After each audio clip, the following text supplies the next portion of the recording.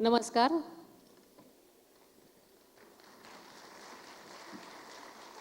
यांची तयारी होते तोपर्यंत मी म्हटलं की तुमच्याशी थोडंसं बोलते. आजच्या या रंगारंग स्टाफच्या गेट टुगेदरच्या कार्यक्रमामध्ये खरं तर आता बरेच जण जेवायला गेलेले आहेत, तरीसुद्धा विद्याप्रतिष्ठान परिवारातर्फे आपल्या सगळ्यांचं स्वागत करते. तसेच याच्या कार्यक्रमासाठी हजर असणारे आपल्या संस्थेचे उपाध्यक्ष आदरणीय प्रभुणे सर, माझ्या सहकारी सचिव निलिमाताई कुंभोज सर, आपण सर्वच कॉलेजेसचे आणि शाळांचे प्रिन्सिपल, सगळंच टीचिंग नॉन टीचिंग स्टाफ, घरातले सगळेच अगदी वरपासून ते खालपर्यंत ज्यांचं योगदान हा परिवार इतका मोठा करण्यामध्ये झालेला आहे. आदरणीय पवार साहेबांनी एक छोटंसं रोपटं लावलं आणि त्याचं बघता बघता या वटवृक्षामध्ये रूपांतर होताना आपण सगळे साक्षीदार आहोत. खरं सांगायचं तर हा कार्यक्रम गेल्या 14 वर्षापूर्वी तेव्हा चक्रवर्ती सर रजिस्ट्रार होते आणि आपल्या एक दरवर्षी एखादी संस्था, आपली एखादी शाळा किंवा एखादं कॉलेज दरवर्षी नवीन होत होतं.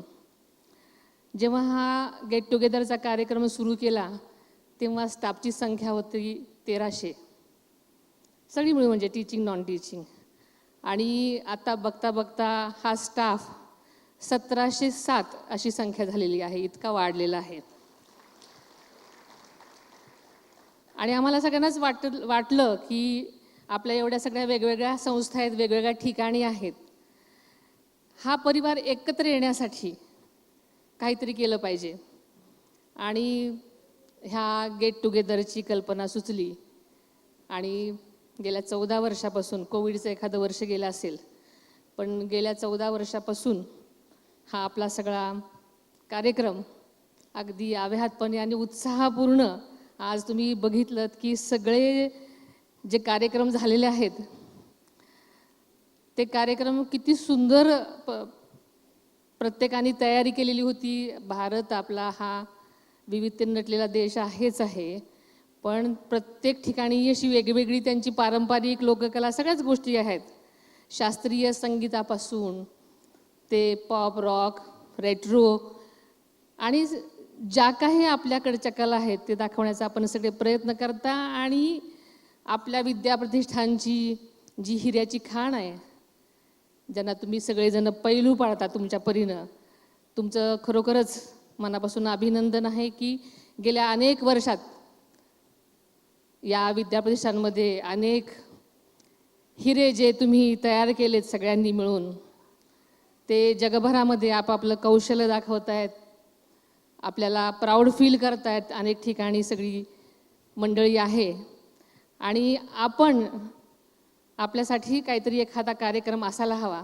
एवढ्या संस्था असताना आपली एकमेकांशी ओळख नसायची आणि या निमित्ताने सगळे एकत्र आले तर किमान आपला हा परिवार, किमान सगळेजण एकमेकांना ओळखतील, हा त्यामागचा खरा तर हेतू होता. सगळ्यांच्यामध्ये अनेक कलागुण असतात, प्रत्येकांना सादर करायला असं स्टेज किंवा अशी संधी मिळत नाही.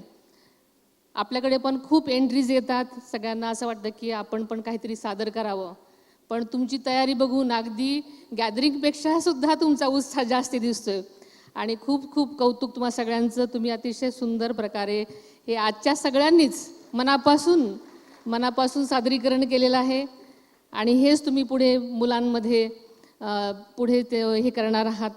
आणि येणाऱ्या सगळ्याच तुमच्या भावी आयुष्यामध्ये भावी पिढी ही सगळी हिऱ्याची खाण तयार करताना, त्यांना पैलू पाडताना तुम्हा सगळ्यांनाच मी मनापासून शुभेच्छा देते.